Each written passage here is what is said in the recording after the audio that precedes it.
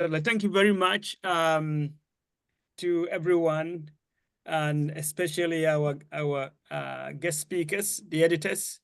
It's really a delight to have this section. As most of you might know, BAFA has a long history, probably one of the oldest accounting associations in the world, accounting finance association in the world, with a long history. Along with it is the British Accounting Review, which obviously is our journal, BAFA for the BAFA entire membership. We regularly get editors, just like anything that we do, and many of the roles in the association. Some of our members volunteer to serve in a number of roles, including myself and John serving in these roles, serving the membership. And one of the important ones is the editors, the joint editors of the British Accounting Review.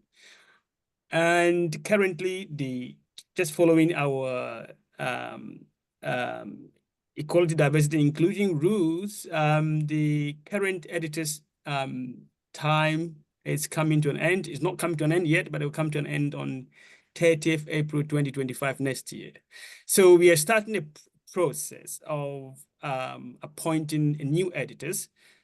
Not that the existing editors cannot apply. So Wen and Jason, myself and John and Neil, the chair of trustees, we've spoken to both of them, and they are certainly welcome to apply.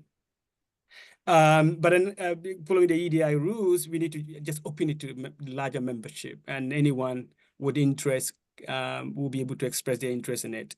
And one of the things that we wanted to do, I have to say this is really John's idea, and John has really led this, is to have this particular editor section to offer an overview of the bar, how the bar itself is doing, the British Accounting Review is doing, but also importantly, a bit of insight into how the role of the editor, the amount of the work that is involved, but also some of the benefits of editing the journal, as well as some of the challenges that may come with it. And here we have really a very experienced panel who will be able to hopefully share a bit of insight about that. And then there will be an open floor for questions and answers. I think, John, that's what I would like to say. And so I really delight to welcome all of you, and really a big thank you to all the members and our guest panel who have volunteered their time to be here today. Thank you. Okay, thanks, Collins. So for those of you who maybe don't know, Collins is the president of BAFA, and I've just been elected recently as the vice president. So we're delighted to welcome you all here. As Collins has said, this is a vacancy that is currently available from the 1st of May 2025 to the 30th of April 2028 for the British Accounting Review. And many of you in the room will, as Collins has said, will either have reviewed for the journal, or indeed quite a number of you will have published in the journal. Okay, so without further ado, I'll just get on with business. So we thought it would be useful for you to hear from the current editor, Wen, apologies, Wen. So Wen, you have a chair in corporate finance at the University of Edinburgh, and also from a previous joint editor, Nathan Joseph. You're currently located in Brunel University of London. But we also then thought it might be an idea to talk not only to the current and previous editors of BAR, but to get an editors panel together. So we're really delighted. We have three additional speakers. Matthias, who is a co-editor on the European Accounting Review. Ileana, who is the editor for Financial Accountability and Management. And Edward, or Ed, I think you're called, who is the joint editor-in-chief of Accounting and Business Research. And indeed, many of you in the room will have published in perhaps all four of these journals. So without further ado, I'm going to ask Wen, first of all, to speak for 10 minutes on his experiences of currently being a joint editor. And after that, we will ask Nathan to speak about his experiences of being a past joint editor, What I'd like you to do, I'll just stop sharing now.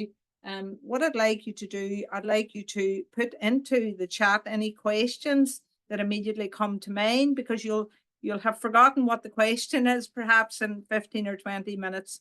So whatever questions you have, you want to ask this esteemed panel, please do start putting them into the chat line, and we can monitor that and make sure that all your questions are going to be answered by the end of the session. So, Wayne, over to you. Thank you so much, Joanne and Colleen, for the invitation, and welcome all of you, the participants of the workshop. Let me quickly share the screen. Give me a second. Okay.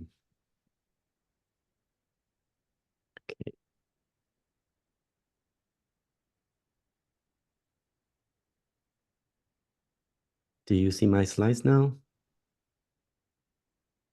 Yes, if you just go up to the top, yeah. If you go up to the top, you're at the end. Okay. Okay, that's great. Yeah. All right, so I'm giving this short introduction of our recent experience on behalf of myself and also Jason. So here's a short outline of what we're going to cover today for the next 10 minutes. We're going to give a short introduction of the scope and vision of the BA in case some of our audience are new to the journal. And we're going to also quickly introduce the strategies and initiatives that we had in order to achieve this vision. And finally, we outline a few opportunities and challenges for the journal that we have experienced. So, this journal, the BA, is the official journal of BAFA. It was founded in 1969 as one of the longest established journal in accounting and finance, and has advanced knowledge of accounting and finance since then. So the feature of the journal is inclusion and diversity that is reflected by the topics they publish, the methodologies the paper adopted, and also the breadth of the editorial board members and users of the journal. So the vision of the BA is to be a UK-based and globally impactful journal advancing accounting and finance knowledge while embracing diversity and inclusivity. So I'm going to give you a brief review of the journal with some statistics. While this journal is based in the UK, but we definitely have global readership from UK, Europe to Africa, Asia, American. And even we have readers from, this is either Tahiti or Easter Island. We have quite a bit of readers over there. Since Jason and I took the editor role, the number of the papers submitted to the journal has increased a lot. So the last year we had about 1,200 submissions, and this year is likely to be 1,500. But because of the journal sometimes also have conferences, so we actually pre-screen the conference papers before asking them or inviting them to submit to the journal. If we take that into account, I think the number of submissions is going to be way above 2,000 every year. And in terms of the state of the journal, it is widely recognized as one of the very top journals in the world. So here we show some recent statistics released this year. So we use the BA to compare with other 4-star or ABS4 journals. In terms of the size score, impact factor, and GCI, we are absolutely among the top 2, just behind JAE, and we are quite ahead of the 3rd place as well. But this is not only because it's a good year of 2024. Since the time of Nathan and for other former editors, the journal has been globally recognized as a very good journal. We provide evidence for the statistics from other years. So consecutively, we have been doing as the second best when comparing with other ABS4 journals. This is a statistic of the year before. So we've been doing some strategies and initiatives in order to make this happen. So first of all is we need to thank to our excellent editorial board members. We select the board members through by the standard of diversity and quality. So luckily, before we taking the role, the former editor Jason and Alan already have a very excellent board member structure established. So we are doing something addition on the existing members. For example, we have a consulting editor of 6 leading scholars from the world, including Sir Oliver Hart, that he was a Nobel Prize laureate, specialized in the foreign policy like ESG, etc. We have Franklin Allen, Mary Beth, Christopher, and they are from UK, American, and Australia. In addition to that, we also have advisory editor board. They are established editors, have been leading other journals very successfully, such as William Douglas. We also have Nathan as our advisory editor, and Tivin, who was the former BAFA president, Andrew Stock, Lauren Cohen from Harvard, etc. In addition to this, we also have a associate editor team. They are the research leaders of the field. So for the speaker today, we have Edward as our longstanding excellent associate editor here. We have Colin, our BAFA president, and also Jens, Mark Gergen, etc. So for editorial board members, we give that to some young scholars. We are very pleased to see that many young scholars develop their academic leadership through doing this role, and many of them get promoted to an AE or get promoted in their career path. So the aim of the vision of the journal is to become a UK-based, internationally impactful journal. So we have been doing this by organizing many high-quality academic events. So according to the if you will measure how active a journal is by the number of SSRN announcements, the BA is absolutely the #1 in the world, because there are excellent events taking place every year. And we set up research award for female researchers in Africa by working with AAFA, and we also have set up other best paper awards to encourage authors. And lastly, for the first time, the bar had our own conference series. So last year we had that in Harvard and University of Cape Town. This year was just took place in the University of Edinburgh. So in addition, Jason and I also organized the receptions in leading conference for AAA, EAA, etc., to attract a new audience to the community of the BAFA and the community of the bar. So lastly, we've been very active to doing special issues on new topics. So 5 years ago or 4 years ago, AI and ChatGPT or generative AI and fintech were new topics, but the bar already published quite a few special issues on that, and a very good number of high quality papers have been already published there. We also specialized in the climate change by working special issues on green finance, climate finance and accounting, carbon accounting, carbon neutrality, etc. We also focus on some under-researched sectors like healthcare industry, nonprofit organization, and focus on the implication of the COVID-19. So thanks to the excellent guest editor team from leading universities, and many of them are, doing a tremendous work for us. And when we select guest editor team, we ensure the diversity. So we always have at least one female editor, guest editors, for most of the special issues that we had. And lastly, let me briefly talk about the challenges that the journal face. The first one is we always think about how to better support our BAFA members and academic communities in the UK.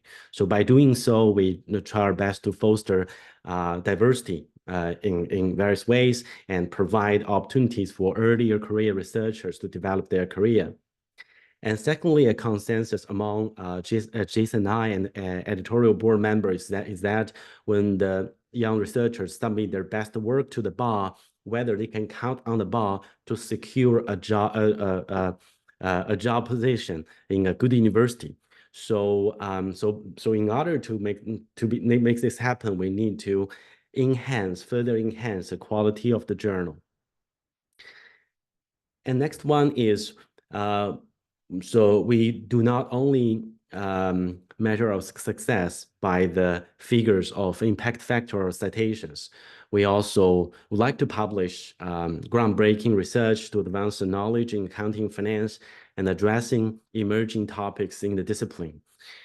And lastly, I think there's a raising competition among the journals. Every day there are new journals established, embracing the mode of the scientific papers, such as open access, such as a registered report. There are always new ways to improve the journal, and they are getting to the game. So the competition is getting harder. So Jason and I were always thinking about how we're going to differentiate the bar by providing the best excellent support to the authors. So this might be some challenges the new editors in the next 5 years or 4 years will need to think about and solve. Without taking too long, I just like to thank you for the opportunity for me and Jason to give to share our recent experience with the journal. And later on, we're going to address the questions regarding the experience of it, but we leave that for the later discussion. Thank you, Joanne. Let me stop sharing. Gwen, thank you. That was brilliant. You kept exactly to the time. So, well, excellent. So we're going to move on now, and we're just going to continue with Nathan. So Nathan, can you see my slides okay? Yes, or your slides rather, Nathan? So Yes. you just tell me when to move on, okay? Next slide. Next slide. Okay. I just thought I would cover, well, I have 3 slides in total, and the intention here is to just cover a bit on the administration, a bit on the screening of papers, and I have a further bit on challenges. So in terms of the administrative aspect of the journal, and again, I'm referring to what our experience was when we were running the journal back. We started back in 2013. I think it is very important that whoever takes up the role next, takes up the new role of editorship, that there is a clear communication between the 2 co-editors, mainly because our experience was that there was a lot of gaming that was taking place among authors, even among some associate editors, in the sense that if I were to say no to an initiative, they would go to the other editor to see whether or not they would be able to get through. And it also happened with papers that were rejected. Okay, so the way we had organized it was to say, well, I would deal with because Alan was more qualitative than I was. So Alan dealt with the qualitative aspects of papers that came through, any paper that came through that was qualitative, and I dealt with the quantitative aspects, the papers that had quantitative elements to them. And so we stuck with that approach, and therefore that meant that the decisions that were made by us because we had skills in those areas. We also had to work with certain associate editors that we thought we could manage, because that enabled us to maintain the quality that we intended. And we also at the start cleared out editors, editorial board members we felt that were not performing, because we had a record of whether or not they had interviewed papers, they had reviewed papers before. We had a record of the number of papers they had dealt with if they had been associate editors before. So that helped us very much to work with a manageable group of people. And that in turn enabled us to maintain the quality that we were looking for. We also maintained very good communication with the associate editors, the editorial board members, as well as the BAFA board. So for example, we communicated every year, apart from 1 year, we communicated every year to all members what the impact factor was. We thanked them for the contribution. And we also just got them involved in some of the new things we were doing, because one thing we appreciated that we could not have done well if we didn't have those people on our side. I mean, put that in perspective is to say, for example, that when we took over the journal, it didn't have an impact factor. And I remember very clearly in my head, we started with about 97 submissions for the year. So that was a tall order for us, because at the end of the day, at the end of our tenure, we had about 500 or so papers that were submitted, and we had an impact factor at the time. So again, I'm saying an important aspect is to ensure that, you know, the co-editors talk with each other so that there's uniformity amounts in terms of the decisions that are made. We had also good communication with Elsevier, because they were helpful, because they provided us with information on the impact factor. They were helpful in supporting us for the idea of moving from 4 issues to 6 issues a year. And they were also helpful when we decided to introduce new associate editors, and any associate editor we introduced, this was agreed between us, not independently of each other. Because again, we needed to update the website, we needed to update the hard copy of the journal, and that facilitated that process. We had one case of a paper retraction, and I'm putting that here because sometimes that can be a difficult thing to deal with, because what my experience of that with Elsevier when it happened, and this happened before we had the similarity index, was that I felt they were a bit too aggressive to denounce the author, and I was concerned about the author's career. So I took the lead to manage the process so that the damage to the author's reputation was not as aggressive or harmful as it may have been. Now, you said to me whether or not that was the right or wrong thing to do. It was a young researcher. I wasn't clear that that researcher necessarily was aware of what had happened. But what happened here was I took the lead when I realized how much damage it would cause, because the threat was almost to call the employer of the author, and I thought that was a bit too harsh. So I took the lead, and I'd say to you, if you have a case like that to deal, take the lead to manage it better, because you could still retract the paper, but you could limit the damage it could cause to the author personally. Good communication with BAFA in terms of the fact that you have to report the performance of the journal year by year to them, as well as the financial report, because there are monies that come in to enable editors to run the journal, and therefore you have to account for that by reporting to BAFA on those issues. You also try to get involved with BAFA in terms of the strategic aims that BAFA do have that may have implications for the journal, for example. And of course, there's the responsibility to chair and manage the BAR board. That's usually at the conference. And also you have an editorial office to manage, an editorial office of 1 person. I'm assuming that we still have 1 person to do the editorial work. I say editorial office in the context that the papers come through. The editorial person at the editorial office distributes the paper to either one of the co-editors in terms of their specialism, and the co-editors take the allocation of the papers to different points after it comes to them from the editorial office. Next slide, Joan. At this point here, I'll talk a bit about the editorial process.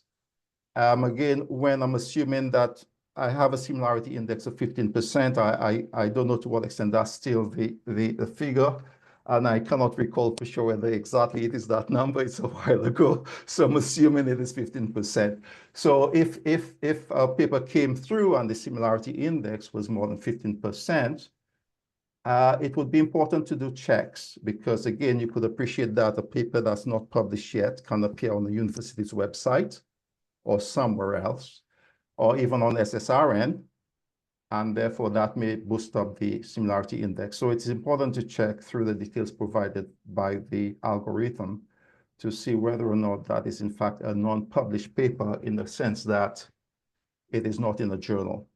And of course, if that is the case, that is okay. But of course, if not, then there may be a problem, and it's a matter for the co-editors to determine whether or not it's severe enough to either ask the authors to fix it, or whether or not it is severe enough that it is a rejection. Be careful with this, because again, my experience was that if you said to someone, okay, there is some interest, there is some sense that there's a contribution to the paper, your similarity index is too high, do tell them that this doesn't guarantee that the paper will be accepted, because they get very upset if they've had to do those changes. Never mind, they would have had to do them anyway. They get upset if they have to do those changes and the paper is eventually rejected, okay? The initial screening of the paper was often in terms of the journal aims, the data, the methodology, and the contribution. And some of those things are pretty straightforward. If you have a paper on operations management, for example, you know that's not one of the aims of the journal, so it's easy to reject it. The data, I tended to look at the sample size and the length of the sample period. And I also used to have a sense of whether or not that is coming from a country where there is some reliability in the data that is available. Okay, the next thing I used to look at the methodology. So if I saw regressions that didn't make sense, okay, and a bit on the contribution, not too much to say that I knew what the contribution was, but to see whether or not there was some connection between the methodology, the data, and the alleged contribution of the paper. And if these were not in line with those set of rules, then the paper tended to be rejected. If I wasn't sure, I would send it to an associate editor and say, this is what I'm thinking. What is your impression of what I'm saying? And therefore, it tended to come back to me and say yes or no. And after that process, the paper would go to a specialist associate editor. So I'll be very careful as to where I sent it, because I wanted the associate editor to identify the right reviewers for the paper. One problem we had, Jason, I don't know if you had that problem, was that there was a reluctance for associate editors to use editorial board members. I don't know if you have that problem, but that was always a problem. They tended to select their own reviewers. And I understand why they did, because they probably had some sense of reliability in that reviewer coming back to them with some reviews. Editorial decision. Typically, that would be based upon the reviews and comments from the associate editor. And there were circumstances where I'll say where the associate editor would say, well, we could suggest a revise and resubmit. I would look at the reviews and say, well, no, I don't think so. And then I'll go back to the associate editors for confirmation. So in sense, that was the point at which things got a bit more substantial in terms of maybe the paper staying within the process until it is eventually accepted. I would also provide some comments of critical parts of the review that the author had to engage with. And I would also add in some material I thought was necessary on top of the reviews that have already been provided. And of course, that would be communicated to the author. And when the paper came back, it went through the process again of similarity index and all of that. And then it was allocated to the same associate editor that had it in the first place. Accepting the papers was the critical part because it meant that I had to read every paper that was at the point of acceptance. Because there were issues about the credibility of the research, there were issues of ethics, and there were issues of legality in terms of compliance. One example would be, for example, the legal side is important. One example could be, if you have people dealing with case studies, for example, and they make reference to an event that has happened in the news, because it is not legally established what the outcome is, I was often encouraging reviewers not to include that in the paper. So there was a case where people had died in a sweatshop in somewhere, Bangladesh, for example, and the authors were making judgment on that, even if it had not gone through the courts yet. And I thought it was too critical to have their views on that issue in terms of guilt without having that deduced from the outcome of the legal case. So therefore, I asked them to have that removed. So this is another reason that always was a justification for reading the paper at the point of acceptance. And of course, there were cases where papers came through from reviewers and associate editors suggesting that they should be accepted, and having read the paper in full, I came to a different view. I would go back to the associate editor to confirm whether that view is correct. Okay. That is important because it matters for a lot of other things that happen. Okay, so that is important. Next slide, the last slide. Just a few challenges. Dealing with authors. Authors may be unhappy because they got a rejection, especially if you ask them to revise the paper in terms of similarity in the similarity report. Assess at a pretty early stage, as much as you can, the likelihood of the paper being accepted. So that deals with that. We had a case, I think I could say that with you, I could say that, Edward, because you are there. We had a case where there were several revisions on top of revisions happening for that particular paper. And in the end, the paper was rejected, and we may have allowed that to run for too long, because in the end, that was the outcome. Reviewers' report may not be sufficiently clear, so you may have to go back to the associate editor, to the reviewers to get clarity. Some authors may appeal decisions. We didn't have any of that. And in that case, I would suggest an approach would be to take all the information you have about that paper and pass it to another associate editor to deal with. Special issues, we had a lot of gaming going on with special issues. Either that the guest editors wanted to include their papers in special issues, or they had selected their colleagues to review the papers on their behalf. It was very clear what was going on.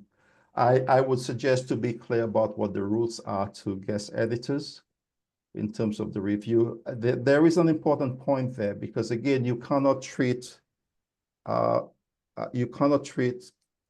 special issues more favorably than you treat normal submissions.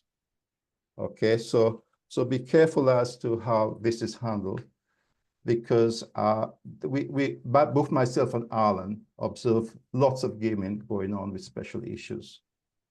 And we had always reserved the right to determine whether or not the paper was accepted or whether it was rejected. Because with the special issues, the guest editors tend to have full control as to whom they select to review the papers. And therefore, that could create a problem with gaming. So we reserve the right to make the final judgment on all special issue papers. And that is disclosed as well to the editors, the guest editors, and we've asked them to disclose that to the authors as well.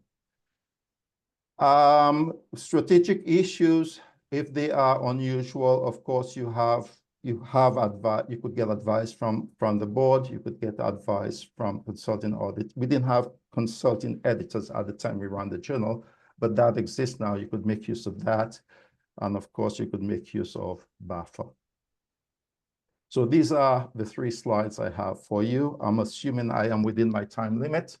Thanks a lot for asking me to do that presentation. Thank you. Okay, thank you, Nathan. You ran over slightly, but that's okay, don't worry. It's okay. So that you actually provided a really detailed and extensive discussion of the kind of the operationalization of being a joint editor and some of the difficulties involved in that, and you know how you deal with papers, etc. So thank you very much. So I think what we have from both Wayne and Nathan's discussion, everyone in the room, we should have a good idea of the vision and the strategy of the BAR, the British Accounting Review. We should also have a good idea. Both of you mentioned how the BAR links to BAFA, because this is an association journal, and we have to consider the membership, and we're for the membership, but that doesn't mean to say we only publish people who are in the membership, because that would be crazy. And we also hopefully have a good idea from your talk, Nathan, of how to kind of do it. Now, some of you may be worried in the room if you were thinking about doing this role. You might be thinking, good gracious, there seems to be a lot to do here, and how would I ever get to grips with any of all of this?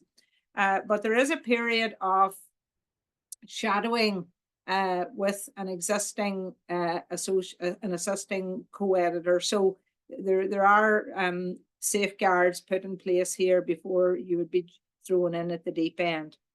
So just want to thank both of you again, Wayne and Nathan, and I want now to go on to the editors panel. And what I would like to do now, I'm going to shut down the screen for a moment, and just as we ask each of the panel members questions, I'm going to just put the questions into the chat, because I would like to see everybody, if that's okay. So I'm just going to stop sharing there for a moment. So I'm just going to check here, has anybody put anything in the chat? Because as I said, if you want to, as you go along, put your notes or your ideas or your queries into the chat. Nothing so far, but perhaps now as we go into the questions, we can start to do that. So the first question I'd like to pose, and the first question, I'm just going to put it into the chat there. In your role as an editor, what are the benefits? So could I maybe ask, Ileana, would you maybe start discussing that? Yes, of course. So thank you actually for inviting me, and thank you for asking this question.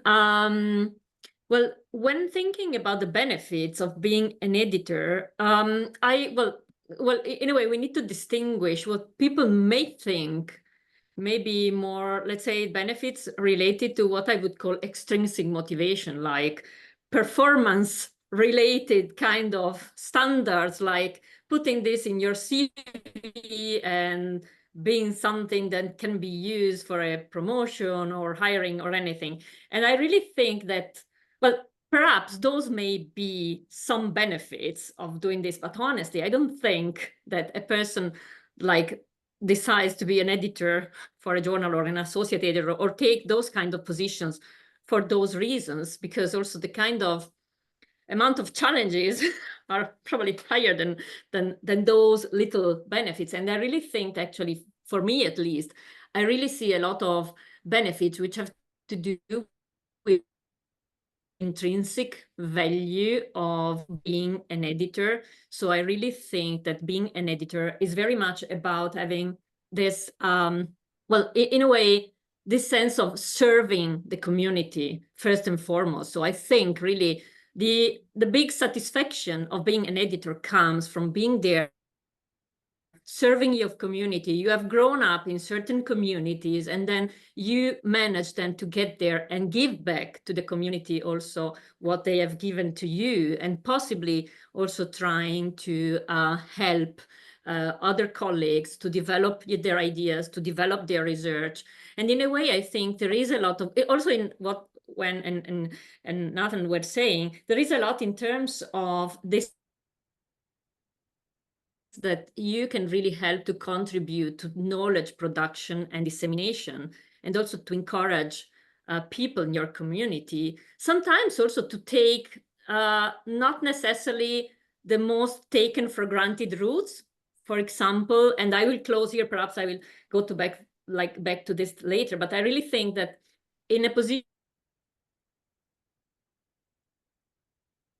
you can really, well, I'm not saying that you hate the whole field, because this would not be right, but you get to contribute to keep this pluralism of the field, encourage the inclusivity of your field even more. So this is for sure an opportunity that we can have as editors. And then I can also go like deeper into this, but I will give also space to the others. Okay, thanks, Ileana. And definitely you've made a significant contribution, and particularly in the public sector, and bringing that whole area to light. And it's absolutely brilliant. You can do that now further in your role as editor of FAM. So we'll maybe go to Ed. Do you want to say a few words, Ed? Thanks, Joe. I just want to start by echoing Ileana's point about, the way I see it is that this is an opportunity to take responsibility and give back to the community. For me, that's the starting point as well. So in the past, as we build our careers over time, we publish papers, right? And then there are people like editors and reviewers on the other side of the journal spending their time or their valuable service to help us disseminate our research, right, in this review process, etc.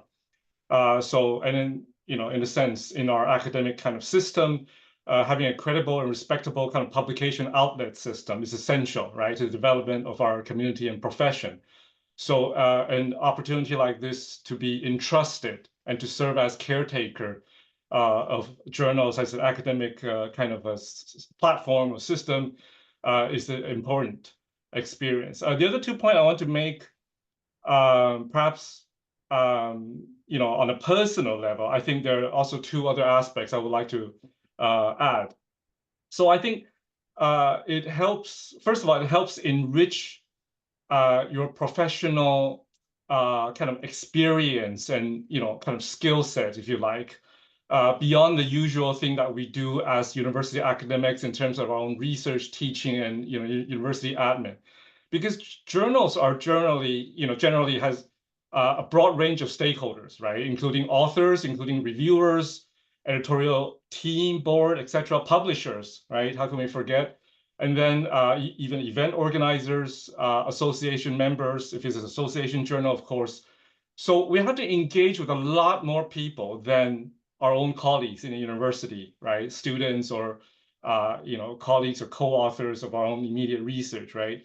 And the other thing is that because we have to engage with such a wide range of, stakeholders, then we sort of like enhance and brush up our experience and skill set in leadership, right? Teamwork, administration, communication, etc. Right? And all these are essential in proper functioning of development of a journal. One more thing on a personal level, I also think is that it enables us to keep abreast of cutting edge research, right? And also having opportunity to broaden our knowledge horizon in kind of academic literature. So for example, in the process of evaluating submissions and reviews, we get to learn, about latest development, be it topics or methodologies from the authors and from the reviewers, right? And these people have a wealth of expertise themselves. And then also we ourselves tend to have kind of, our own focused research agenda and area, but being an editor, we'll have to read a wide range of papers, isn't it, etc. So that builds up our kind of knowledge base, and widens our scope. So that's from me about this first question. What are the benefits? Back to you, Joe. Okay, thanks, Ed. Matthias, do you want to anything else that you're thinking about that, you know, from your perspective of European Accounting Review? Thanks, John, and many thanks for the invitation. No, I mean, Ed and Ileana covered the key bits there fairly extensively and much more eloquently than I could ever do. I mean, yes, I would never have read about the intricacy of audit fees and reading analytical papers on modeling exec compensation things, because I'm a qualitative sustainability accounting scholar, and that would be like my core expertise.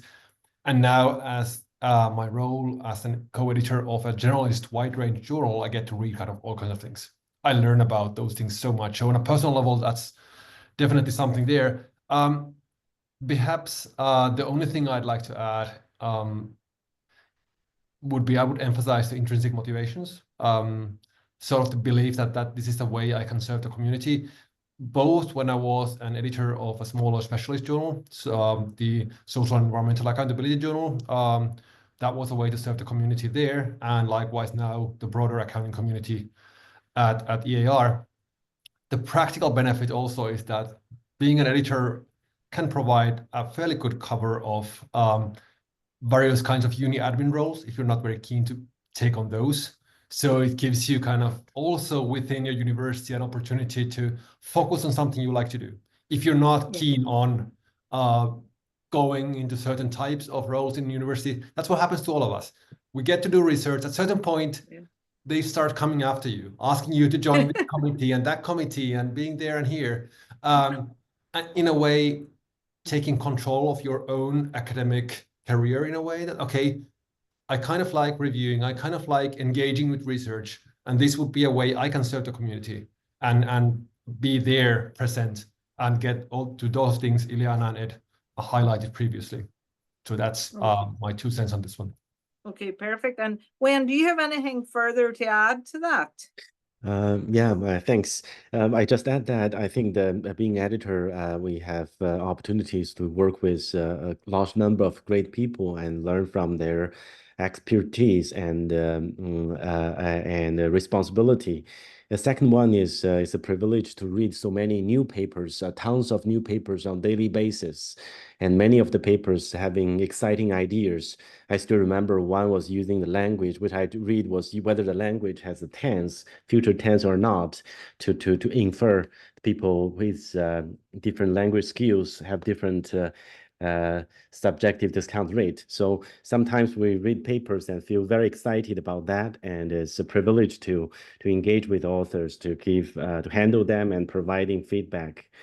I think the last one is, as the editor, we are able to have the privilege to shape, influence academia.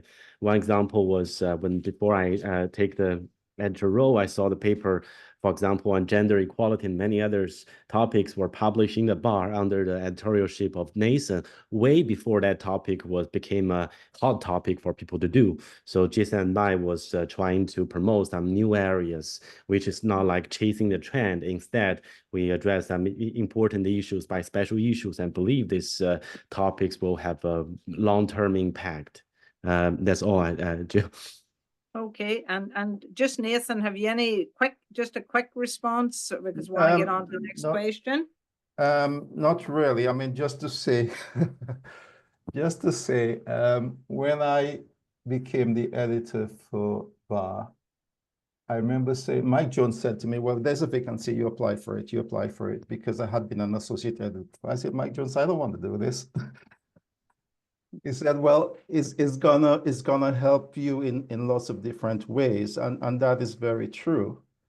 Because it was never something I thought I would have an interest to do. So in that sense, a lot of the points that have been made here is true. You read a vast majority of papers, you widen your horizon, you're helping the community, both in terms of the discipline that you are concerned with, and you're building a reputation for that area of research. For example, one of the events that took place was to be at House of Parliaments for, I forget the title of the event, but it's about something for the social sciences. And it was nice to be there where there were politicians and everybody else there, telling them that accounting and finance is interesting and has implications for the world and for the economy, and in assessing how efficient and how much information matters for the decisions that we make. So there is the importance of promoting the discipline. There is the importance of putting it at the forefront of knowledge as a body to look to when bad things happen. Okay. So in that sense, it's a good thing to do, and it is beneficial to the individual as well, because you expand your knowledge in the area. Okay, well, thanks everyone. So everybody in the audience, you can see there's a wide range of huge benefits there. Intrinsic benefits certainly seems to be coming across, and it must be great to be reading all those papers. And I mean, you're getting so many ideas as well, not only for maybe your own research, but for your teaching, and that must be absolutely fabulous. And then, as you say, Nathan, being able to help even at higher levels and governmental levels or consultations or whatever you have it, you know, beyond your university into sectors and into, you know, the society that we live in. So that's brilliant. So I'm going to ask the second question. I've just put it in here, and don't forget to put any questions that you have, audience, into the chat box. So I'm going to ask the second question. But apologies, John. There's one question in it already. If you want, yeah, don't mind. We'll maybe do it. We'll pick that up at the end. So that's Kemi. We'll pick that up. Thank so you. What challenges do you face as an editor, and what insights do you have to resolve them? Ileana, do you mind if I asked you again to go first, because you've recently become the editor, although you had a lot of experience before on other journals. So could you maybe tell us, you've just got into your new role recently? Yeah, actually, I have been there for 4 years. I'm not sure whether it's recent, but yeah, well, absolutely. Your editor role, you're the chief. But you're yeah, the chief dog now. Now I am the chief. Before I was the joint editor. Yes. Yeah. So yeah, and definitely it is true that actually, like, challenges are always changing. So it's like every day it's like being in a new position in a way. And I think, well, we should not probably hide to anyone who wants to become an editor that, well, there are various, let's say, I see the challenges in terms of the stakeholders, well, which like that we have, and I think to try to identify at least some of them, I see the publishers on the one hand. There is, of course, our communities, which include authors, readers, reviewers, and also sometimes practitioners on the other. And then and then in a way we are a little bit in the middle of all of those actors, and our challenges are a little bit about how we mediate among all of those actors, trying to, well, in a way, trying also to make them understand the perspectives of the other actors. So I see this as a little bit like in trying to summarize a little bit our roles. I see this as a little bit being a little bit in the middle. It could be a mediator, it could be a disturbance, I don't know, but I see there. And I would say, well, there is a lot of discussion about publishing and publishers, of course. We have seen, well, I don't want to start the discussion about what happened like recently in terms of this also big challenge towards all of the big publishing houses, which has been like just started in the United States. But for sure, the relationship with publishers can be difficult. And I think from my perspective, well, in a way, in my experience, the big challenge there is that sometimes publishers are very much focused on publishing, the production process. and that's it. So basically, I think as editors, we need to make them understand how academic communities work, what the people are behind those outputs and those papers which they produce in their perspective. And I think, at least from my perspective, my challenges, I would say every day are very much to about making them understand this kind of, let's say, what the word is behind those things that they call articles in which they publish. And this is the big, well, of course, this has a number of repercussions, but this is just to give the general idea about this. On the other side, and I am just being the first to talk, I'm always afraid of picking too much time from the others. So, Yeah, that's so I'm just saying very briefly, of course, on the other side, of course, there is all of our community. And in that community, there are the reviewers. And of course, the big challenge there is how we get to have a good relationship with them. And in a way, also how we pick the right one for our paper. And we know that there is a big reviewers crisis right now. So how to motivate reviewers to respond to our requests may be very challenging. And I add another little thing, perhaps others may want to elaborate further on this. Sometimes there is also the issue of ego of reviewers, which we need to manage a little bit.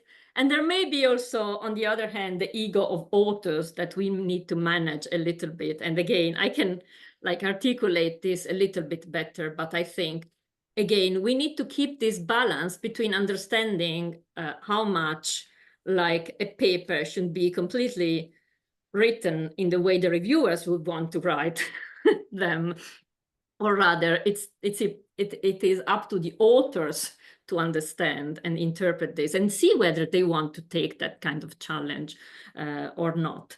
But again, I think here the big challenge is how we can keep this balance between relevance, rigor, quality, but also be respectful of the enormous amount of work that authors are putting into their papers. And it's a big challenge. And I think there is no algorithm for this. And this is why I strongly believe that editors, like human beings as editors, are really very important in terms of editors, associate editors, and the description of the process Natha was giving in terms of how it is important also to have discussions among people to make sense of things. This is a really important thing. But I will stop here. Basically, my view is very much how we can mediate and help all of those stakeholders to make sense of things in a collective process, basically. Okay, that's fabulous. Matthias, do you want to just maybe add something to that? What challenges would you foresee in your role? Thanks, John. Thanks, Ileana. I mean, the idea of being in the middle and sort of mediating, trying to navigate different types of expectations, pressures from different stakeholders in different types of processes is something that every editor will recognize and understand. They are different in different places. And that's sort of the way you could start thinking about it. Perhaps I'll highlight two things at this point regarding challenges. Nathan, I think, very much illustrated the process and thereby discussed about the importance of communication. And I think that's really very significant throughout, no matter what that's about dealing with reviewers and the sort of reviewer crisis, the need to find reviewers. I mean, there's no magic wand here. I mean, it's about communication. It's about being friendly. It's about trying to appreciate people's time and commitment, and that you can make sure that you are being reasonable with your requests. I mean, all those things about how to behave as a human being instead of just assuming that, of course, everybody is willing to help the journal like here and now and today. Everybody's busy. Everybody, they have different types of commitments, and it's about communication and doing it. And I believe in that, and that will be a way you can help your sort of journal in terms of finding ways to deal with papers efficiently. Of course, I mean, it's not like easy, and there's no magic wand, as I said, but that helps with that. The other thing I'd note for challenges part, which I think we also need to be open about, is no matter what you are dealing with a major journal or a smaller one, your own personal time management is of course an issue. And you need to find ways to have the time. And I think here one of the aspects which people who are thinking about being an editor for a journal, I would strongly suggest thinking about it and taking it seriously early enough. Because I mean, academic timescales are long. You commit to a project with a colleague, and it's not like 2 months, it's 2 years.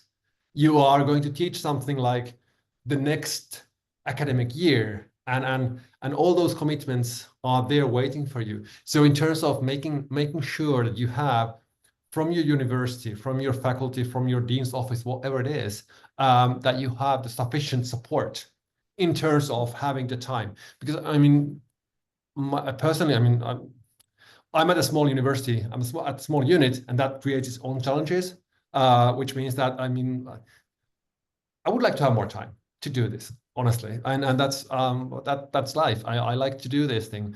But I would say that it's being an editor is so much more enjoyable when you actually have the time, compared to the time when you are struggling through. And I can notice it to the normal rhythm of academic year. At the start of the term, everything is sort of there.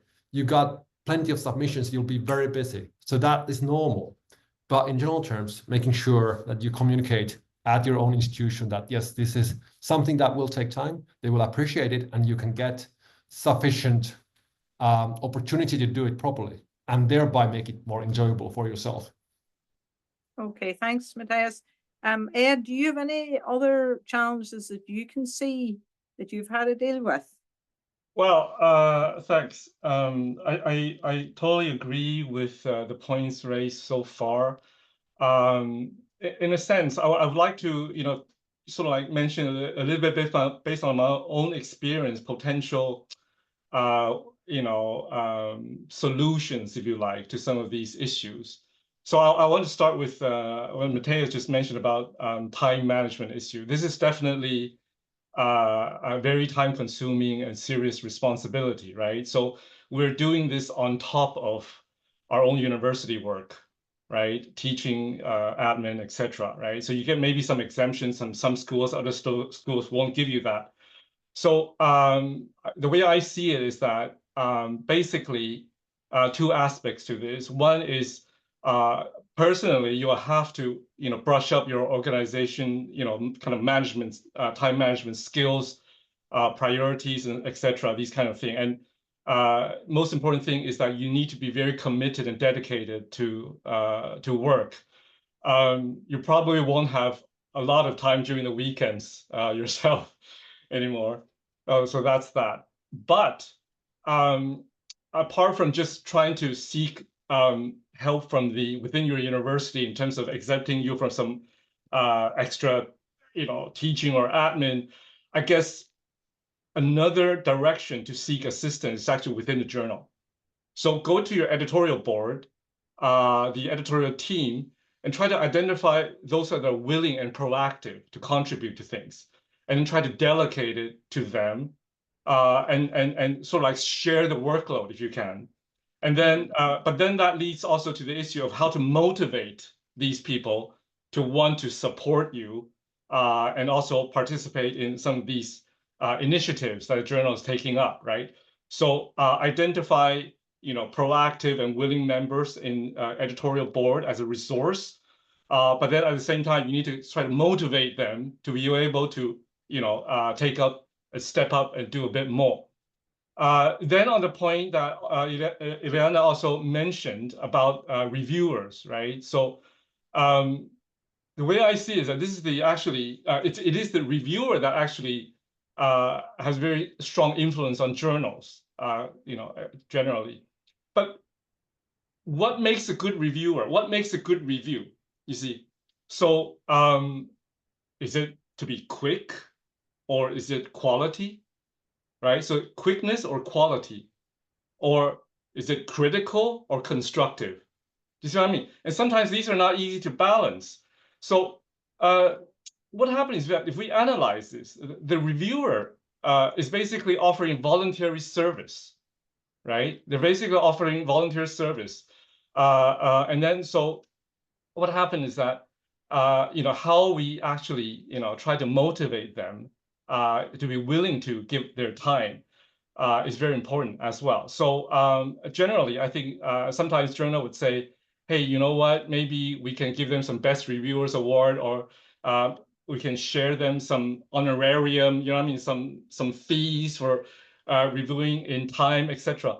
But I think generally, based on my experience and discussion with some other editors of other journals, these are basically useful, but only to some extent. Okay, so I think ultimately, because you can't give reward to everyone, right? Does that mean like you have hundreds of papers, you can't be awarding everyone?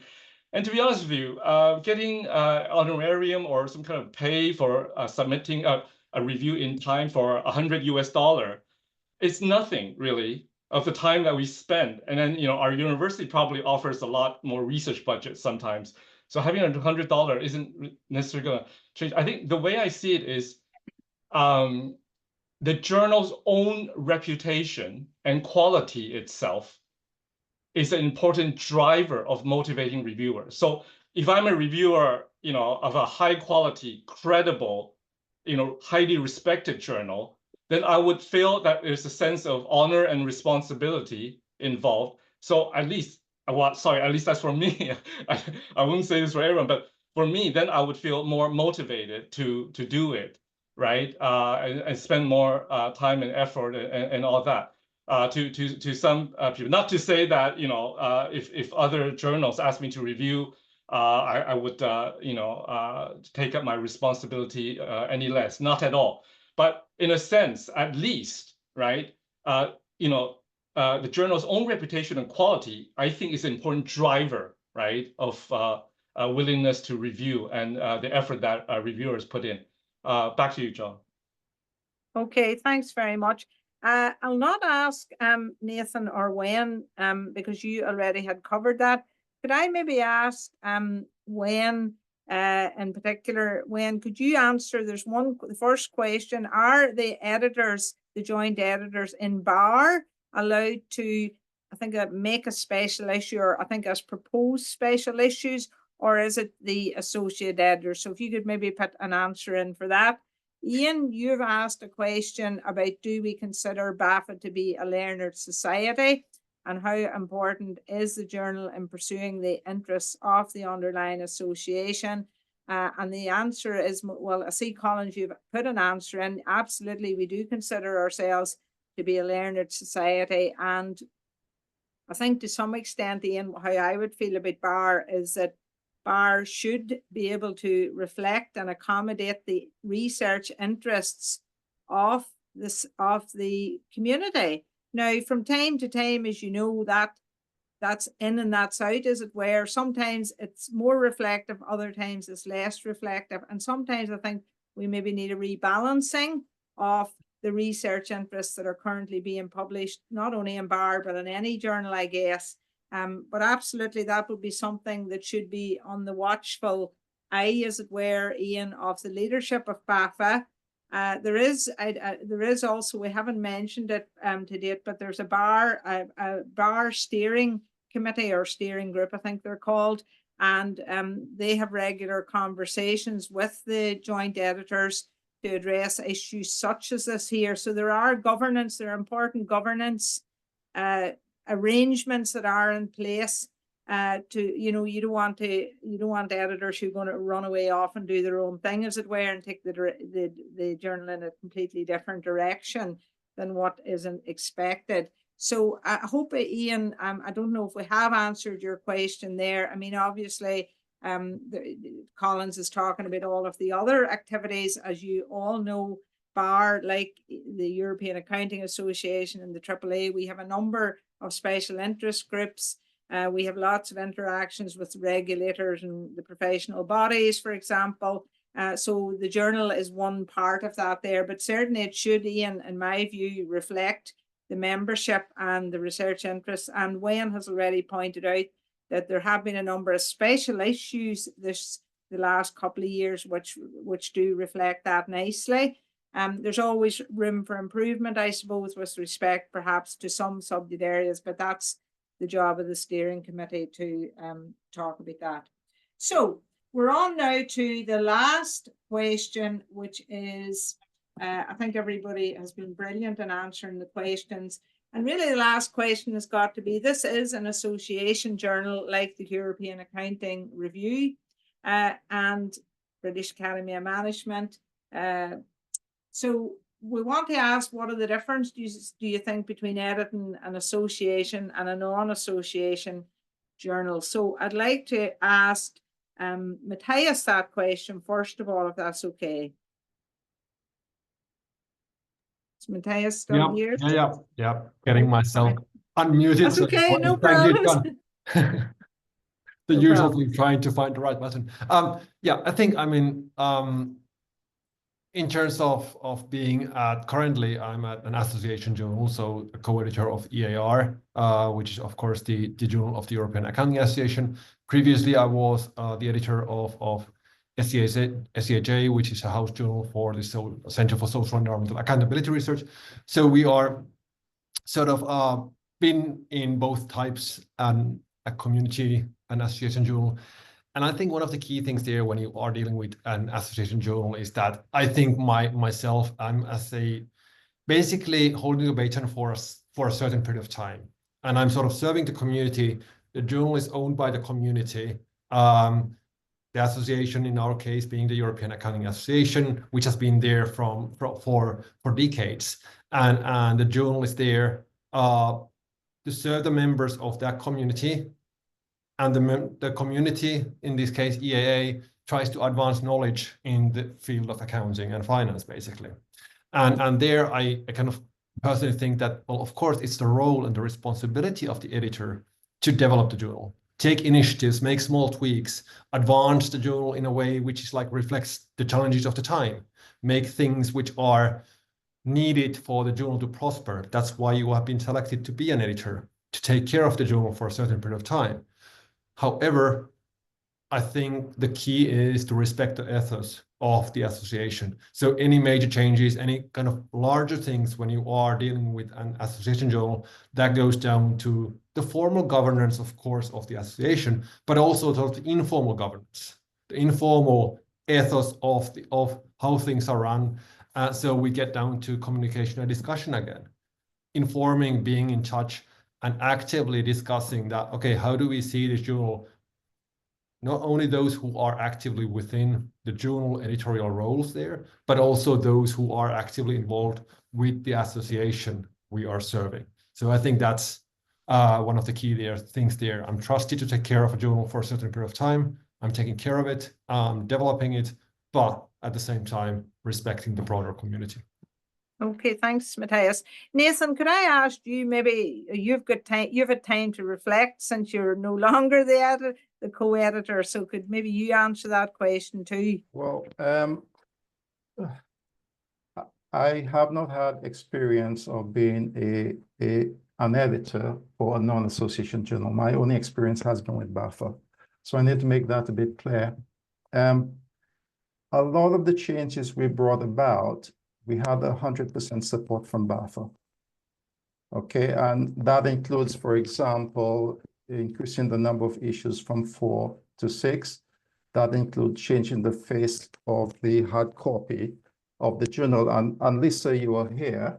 Lisa was very instrumental when she was president of BAFA to have this done. We also had we were approaching the 50th anniversary of BAFA. And I mean, thanks to Lisa, who was president, we got a lot of support to have this done. We had the presentation at the Houses of Parliament, as I said, and this was an initiative that didn't come from us, that came from BAFA. So we had lots of support in the new things that we did. I think it needs to be appreciated in a more connective way that BA is a journal of BAFA, and it is in the interest for BAFA to see that the journal does well. Okay. So if you look at it that way, I think I don't know how other associations that own journals behave, But certainly in terms of my experience at BAFA, it was a really, really nice experience. I was involved in negotiating the contracts with Elsevier. We had lots of choices of other publishers to use, and all of that was done through the president of BAR, Lister included. So there was a lot of support. I cannot fault BAFA in any respect when we were editors. I was also having communication with the trustees of BAR, and I was being asked to speak with them about some of the things we were doing. So it is pretty much what I said in my first slide. If you have the communication lines very clear, things tend to work out very nicely because people develop trust in what you do, because they are able, they know what you're doing, and they are better able to understand where you're coming from. So I have no regrets. I have no issues with BAFA when I was the co-editor, and Alan would say the same thing too. Okay, thanks, Nathan. I just wanted to point out, and you had it on your slide, Nathan, the joint editors of BAR are on the BAFA executive. So you would meet as a kind of called a board. You would meet with all of the other the chairs of all of the other SIGs and the area groups, and the president, the vice president, et cetera. So there you are really very well connected, and there is a really, I find BAFA, there's a very supporting environment. There's a lot of really good people there that are chairing these SIGs and the special interest group or the area groups. So there's a lot of support as well, I think, Nathan, from BAFA, the big BAFA executive, if you want to call it that.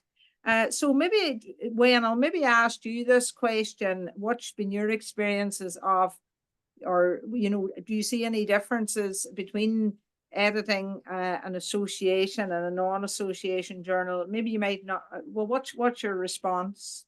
Right. I think the journal and association support each other in terms of resources, reputation, network. So it's actually a great advantage for a journal to be established, to be connected with, or actually was founded by the National Learning Society of Accounting Finance. So naturally, we already have a great community to work with. So we engage with the BAFA community closely in terms of the selection of editorial board members, guest editors, conference organizers, authors, readers, and even our LinkedIn accounts.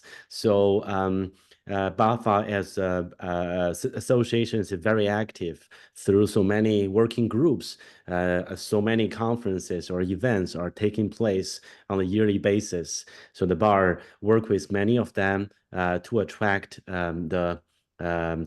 submissions from the conference participants and and also promote the event to the new audience. So to promote the journal to the new audience. And finally, to stress this, actually in the signature of all correspondence of the BAR, we always have a signature, which is saying that the BAR is the official journal of the British Accounting Finance Review Association, and this is a link to become a BAFA member. So we include that signature always, and hopefully, it's been helpful to further broad the membership of the journal. But in overall, I think it's a very, very good relationship, and also it's a great advantage for anybody to take the role as a journal affiliated to an academic association. Yeah, and I suppose when there's the promotion to the new people in our society or in BAFA, but there's also taking some of the people that are currently the established and the up and coming people in BAFA who can then be reviewers, who can then come into important roles on the BAR. So I think that's probably a benefit. And we're seeing that in most journals, that they're building some sort of a big community around the journal. Most journals are doing that because they realize the importance of that. So what about let's ask Ed that question. So Ed, have you any insights into this? Yeah, I totally agree with the things I've mentioned so far. I think it's definitely association journals are mutually beneficial. If you think about it, association kind of congress or conferences, they're massive, right? So when you have, it's an affiliated journal, running some kind of a symposium or event, the audience is much bigger, right? So there you go. And and on the other way around, right? Basically, sometimes the association can absorb even more members through its own journal if there are contributors to this journal from outside that geographic region, right? So it's definitely mutual kind of gaining. And then I think also I think having a bigger outreach and also having, so Simon Association have a bigger outreach, and then also the journal itself, right, has this kind of academic expertise, so they can actually work together to forward many things. So for example, in our community, we're just talking about a lot about giving back to the community, but how exactly do we give back to the community? What specific things can we do? So the way I see it, at least, for example, like training doctoral students, for example, or enhancing or kind of developing the career of early career researchers. So there are things that the community and journals can jointly work on to do this kind of thing. And also there are other things like important issues and like environmental sustainability, social equality, these things. So it is through this kind of collaboration that the journal can have a wider outreach, and at the same time the association itself can gain potentially even more members through its kind of relation with the journal. That's from me. Okay. Thanks. Thank you. And Ileana, can I just ask you maybe, so yours isn't an association journal, so just you can have the last say here. What is the role of journals for the community? How do you see that?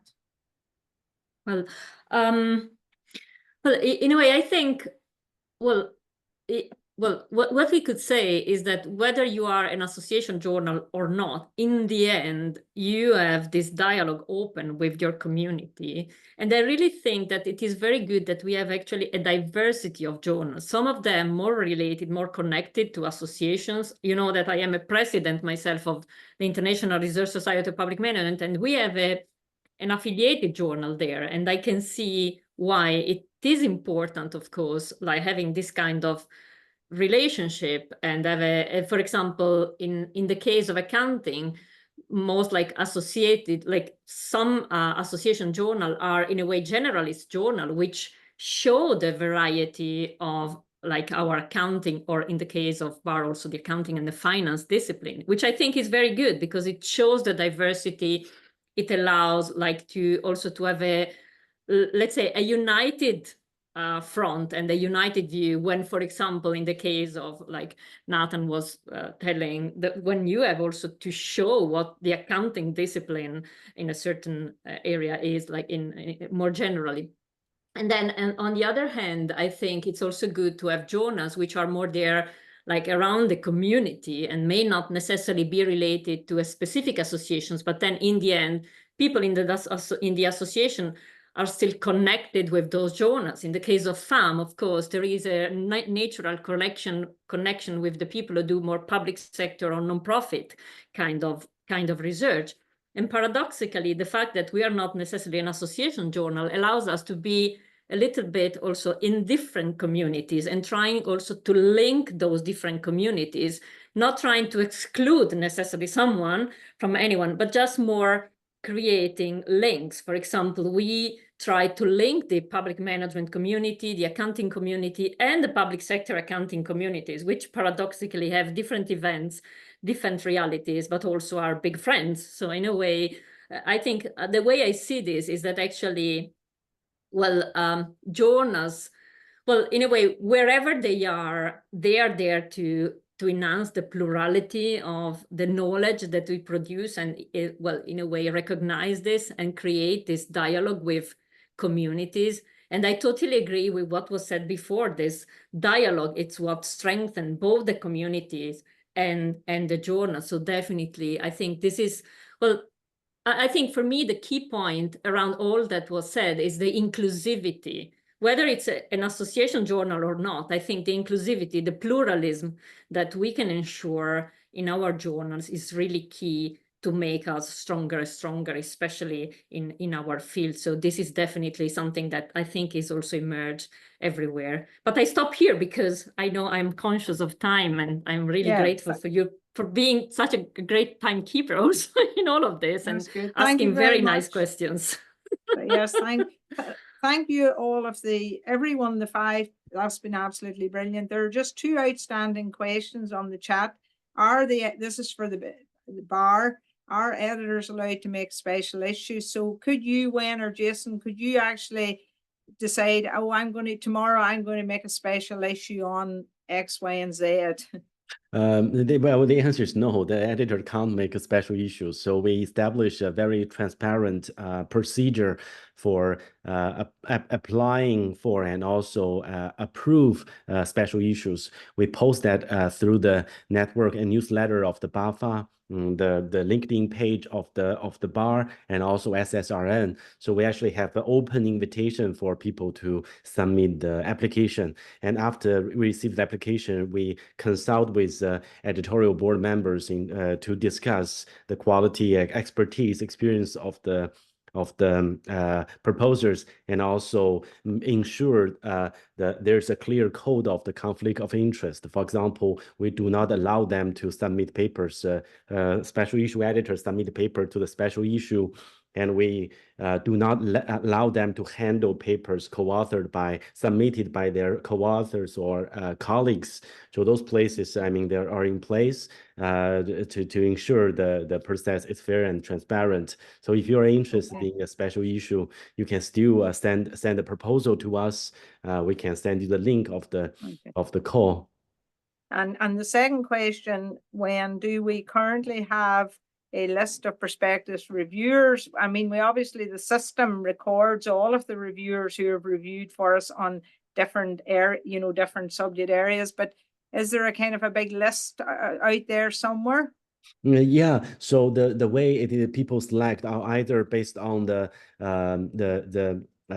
knowledge of the handling editor. Sometimes they know people in the field, so they would like to approach people to handle it. And then alternatively, Elsevier has been improving the system to suggest reviewers. So actually, the technology facilitate the selection process and can match the people with the best experience in the database with a particular paper, and meanwhile avoid a conflict of interest through the database, the big data. Yeah, okay, perfect. So we've just got one other question here. What previous experience would BAFA be looking for a prospective editor? So we're currently in the process of trying to finalize the advertisement in terms of the requirements. I guess at a minimum, we would be expecting you to have some experience of being a reviewer at the very least, being experienced in a particular field. So being published, you would need to have some experience of being published. Otherwise, it's be very difficult to understand and actually achieve the role. But I just wanted to say, look, I'll just put in here some details of what the next steps are. I'll put that into the chat. This is what we anticipate this is going to look like. And John, I would like to add to that while you're talking about that. I mean, just highlight not just the academic experience and editing experience and review experience. That's all great, but also understanding a little bit of BAFA, especially our inclusive outlook. I think the bar is possibly unique. Matthias might disagree, or Liana might disagree, or even Ed might disagree in a setting. So you can go from critical to high-level market-based accounting research, right?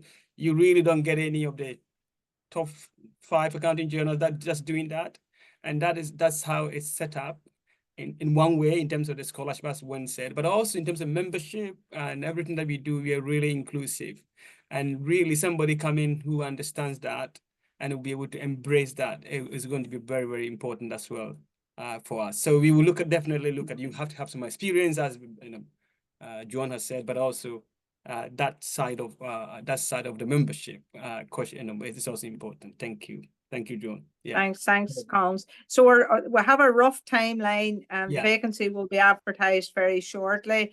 We obviously have all of your names, your email addresses, so we can email that out to you directly.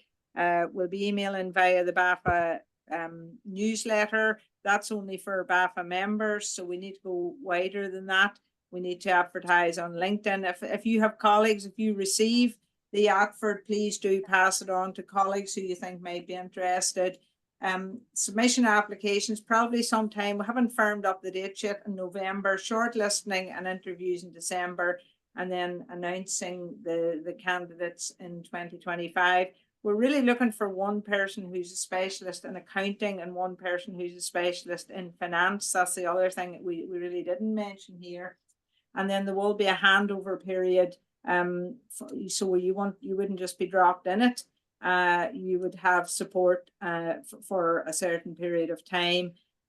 So is there any questions? And have we covered everything? I think this has been a really brilliant event to me. I think the benefits, actually, there's huge benefits. And although it seems to me, although there's challenges of doing this role, I would say the benefits outweigh that.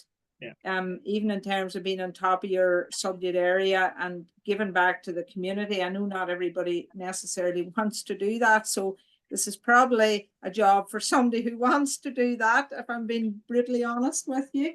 So there was a lot of challenges, but I liked, Eliana, what you said. There is no algorithm. There's no kind of rule book out there about how this is going to work. And I think each editor is unique in terms of how they carry out business, and hopefully will carry it out for the benefit of BAFA overall. Yeah. So has anybody any questions they want to ask? Stephen, thanks very much. Has anybody any questions they wanted to ask? Just a small point, Joan. You said the handover is first quarter of 2025. Would that not be second quarter?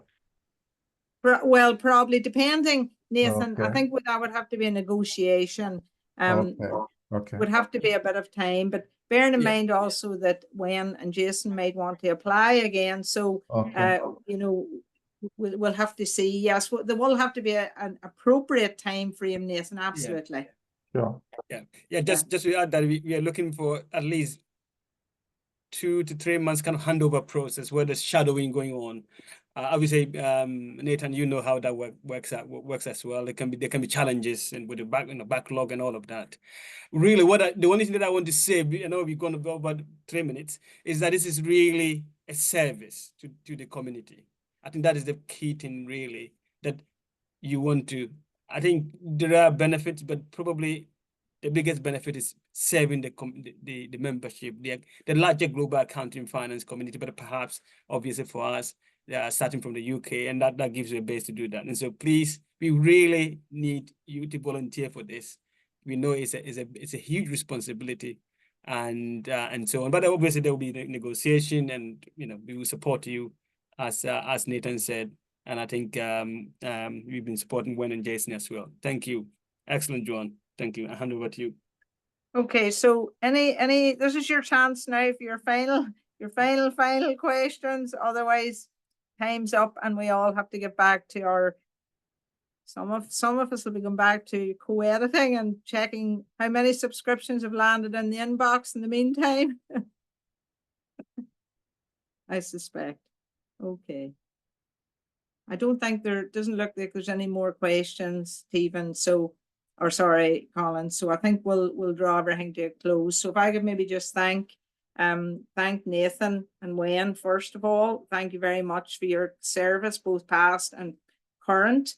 And if I could thank Matthias, Ed, and Eliana for coming and giving us really good insights into their experiences and their journals. And it's fantastic to see so many good people who are giving back to our respective communities, because we're a complete community. We're the accounting and finance community, and it's absolutely brilliant to see all these fantastic people that are giving up their time to support the community and support early career researchers, those in the middle of their career, the PhDs, etc. And, you know, we all need to be doing that there if we want the community to go in the direction that we want it to. Because without that support, it could easily fall by the wayside, and we could be regarded at more and more as cash cows in business schools, and we don't want to be regarded. That's my view. We don't want to be regarded at that. So thank you all very much for your help and your support. Indeed, and I can't say it more than that, as eloquent as that. So really, genuinely, many thanks, particularly to the panelists. And Wen and Jason, of course, Wen, are still with you anyway. And I think, as Joan said, you're certainly more than welcome to apply. It doesn't mean, you know, you have to obviously understand the process. We are just going through this as part of a larger BAFA membership, EDI, and so on. Thank you. Okay. Bye, Thank you. everyone. See you all Bye. again soon. Okay. Bye. Bye. Bye. Right.